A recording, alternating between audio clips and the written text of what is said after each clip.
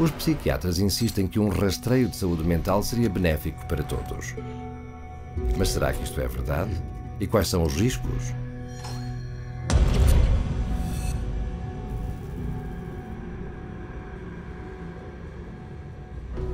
Em 2003, um grupo consultivo presidencial, conhecido como a Nova Comissão de Liberdade para a Saúde Mental, emitiu um programa abrangente que expôs a sua estratégia para o rastreio de sinais de doenças mentais em segmentos importantes da sociedade americana. Alguns dos seus objetivos incluíam programas que criavam a detecção precoce da doença mental, alargando o papel das escolas no diagnóstico e tratamento de problemas mentais e expandindo o uso do rastreio de saúde mental para além do sofá dos psiquiatras e para dentro dos consultórios dos médicos de cuidados primários. It's going to screen the population for mental health.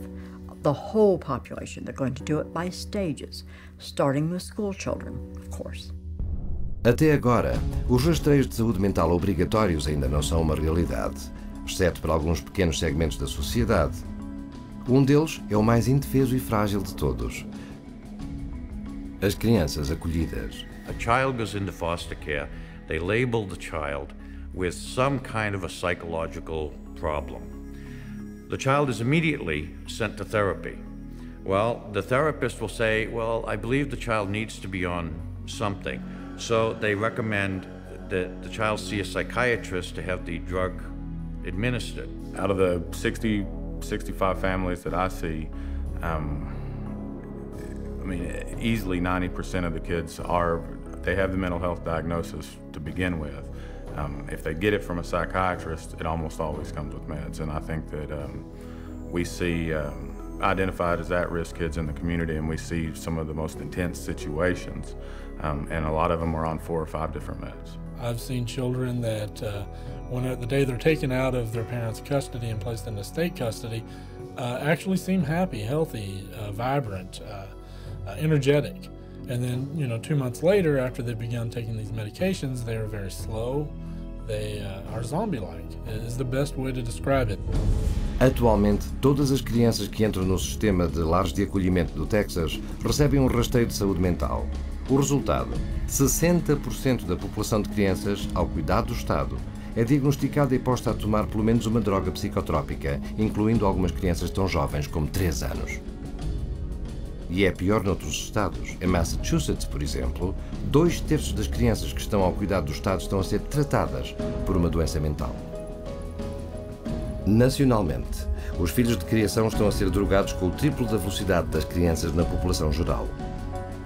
Como no caso de Gabriel Myers, um filho de criação de 7 anos que estava a tomar 2 psicotrópicos poderosos, um com uma advertência da FDA de que podia causar pensamentos suicidas nas crianças, quando se enforcou com um tubo do chuveiro.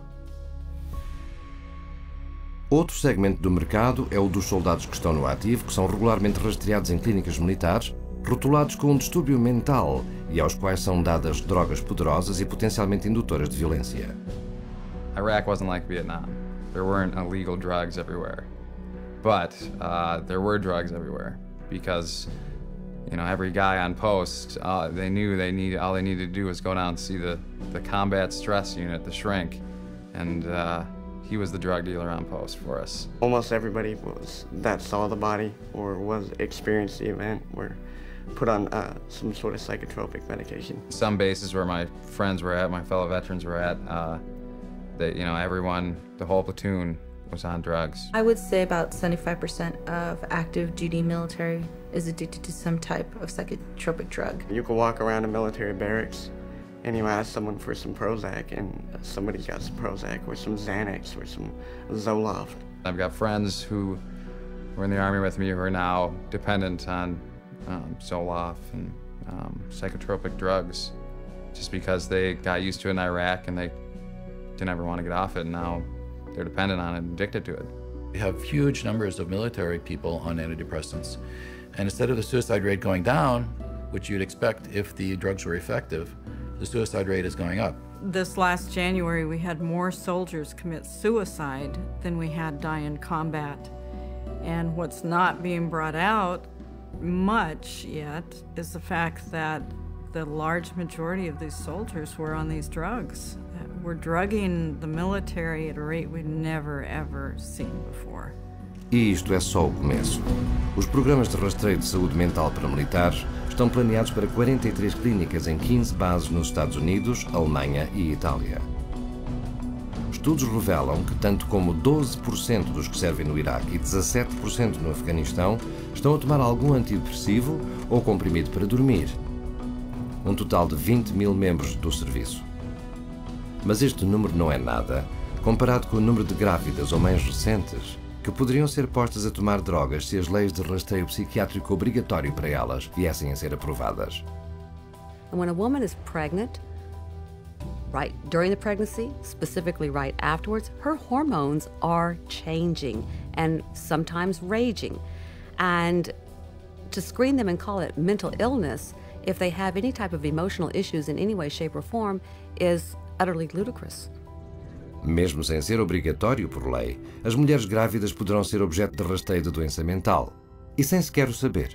Aqui estão algumas mulheres entrevistadas ao sair dos consultórios dos seus médicos. Have you ever been screened for mental illness? I have not been screened for mental illness. No, I've never been screened for any mental illness. I don't remember any pre-screening. I have not been. No. No? Have you ever been screened for any mental illness? No, I have not been screened for any mental illness. Did your OB/GYN or gynecologist have you fill out a questionnaire that contains psychological questions? Yes, my OB/GYN did give me a questionnaire that has psychological questions.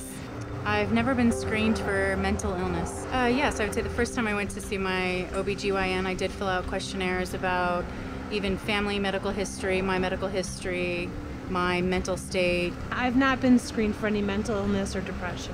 I took a questionnaire at my 6-week checkup, and it basically asked me about if I was crying, if I felt depressed. Yeah, it was a questionnaire about depression. If you're depressed, or if you had any history of depression. Are you happy with your normal day? Are you happy about being pregnant? Have you ever hurt yourself? Are you happy? If I feel like hurting someone, if I was angry. Do mental illness run in your family? You know, it was very noticeable to me after the pregnancy that they're actually fishing for the postpartum depression. When I was pregnant with my daughter, before I had her, I had to take postpartum depression medicine from my 7th month on to my 9th month. E para onde é que este rastreio está a seguir? Para programas como o esquema de drogas pouco conhecido, formulado no Texas em 1995, chamado o Projeto de Algoritmo de Medicação do Texas, ou TMAP. TMAP is a program that was originated starting in the 90s, a collaborative group of doctors from University of Texas and the Texas Department of Mental Health and Mental Retardation. And what it was supposed to do was come up with the best practice for treating mental illness. Usando fundos de pesquisa de 11 empresas farmacêuticas diferentes, este painel, dominado por psiquiatras, criou uma carta de fluxo passo a passo que requer que só sejam prescritas as drogas psiquiátricas mais recentes e mais caras para pacientes com problemas mentais. E se um psicotrópico não funcionasse, os médicos eram obrigados a tentar outro psicotrópico caro. E se nenhum funcionasse, o passo seguinte seria o tratamento de eletrochoque. Mas as pessoas que dirigiam o TMAP estavam a esconder um grande conflito de interesses. They didn't disclose that the researchers that were all involved in creating this, almost every single one of them had financial relationships with the pharmaceutical companies. O Texas não é o único estado com problemas de corrupção. Alan Jones foi investigador no gabinete do Inspetor-Geral da Pensilvânia. I learned that these monies were all coming in to the state to support and to promote a program called TMAP, the Texas Medication Algorithm Project. And so my concern was piqued very quickly that there was at least one state official who might be inappropriately receiving and dispersing monies from drug companies. They called it PenMap, but it was based entirely on the TMAP model. Also very quickly, I learned that there were other state employees who were serving on advisory boards financed through various pharmaceutical companies, and other state employees who were accepting honorariums personally, directly, from drug companies for speaking in their state capacities or official capacities. That's a felony in Pennsylvania. I saw there was a much bigger picture and attempted to surface that bigger picture and was consistently told to back off. I was told that drug companies write checks to politicians on both sides of the aisle. back off. You will not expand this investigation into the drug companies. Continue to press the investigation, much of it on my own time at this point. I became increasingly alarmed that all of the drugs recommended by the TMAP program were exclusively the new patented atypical antipsychotics for schizophrenia and all of the brand new patented SSRI antidepressants. None of it added up. When it became obvious to me that my investigation was not going to be permitted to continue, and it became obvious to the Inspector General's office that I was not going to stop, I was removed from lead investigator on the case. They threatened me with loss of career, with loss of job, with loss of reputation, essentially. Apesar da investigação ter resultado na condenação do farmacêutico-chefe da Pensilvânia, o TMAP e as suas ramificações, como o PEN-MAP, espalharam-se por todo o país, tendo gerado milhares de milhões de dólares em vendas de drogas. Mas os subornos psiquiátricos têm um grande custo para o público. Em 2001, o TMAP e o seu equivalente para crianças, ou CMAP, levaram o programa da Medicaid do Texas e os sistemas de saúde mental e prisional do Estado à falência. Então o que é que vemos no quadro final? Um programa de rastreio de saúde mental financiado pelos contribuintes e dirigido pelo governo, em que cada pessoa que os psiquiatras consideram ter uma doença mental recebe psicotrópicos perigosos e caros. E se estes não funcionarem, há o tratamento de eletrochoque. They're going to start with school children on the New Freedom Initiative. Then they're going to move it to senior citizen nursing homes. Then they're going to move it to, of course, military. And then parents. By the time you're 18, you've been screened in utero when you were an infant. You were screened as an infant when you first came out. You were screened in your daycare. You were screened then at school. You were screened at the pediatrician's office. You're screened in high school. You're screened over and over again. And to sit there and pass laws requiring that people be screened and drugged based on screening under state law or federal law is really, it's criminal. It should not be done. They're marketing this madness all over this country, and we are actually becoming an example for the rest of the world.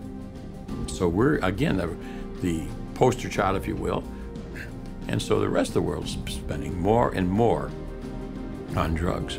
I don't know that there was ever a time in the history of the world where people have been drugged to the extent of what we're seeing today. The reality is, if you look at the overall picture, I don't see these drugs helping us make a better society. We see it in the military, we see it in our children, we see it in the schools. These drugs are not working to make a better society. E com campanhas de marketing da doença mental ocultas que seguem com toda a força. O que é que acontece aos pacientes depois de terem sido diagnosticados e entregues à máquina de administração de psicotrópicos?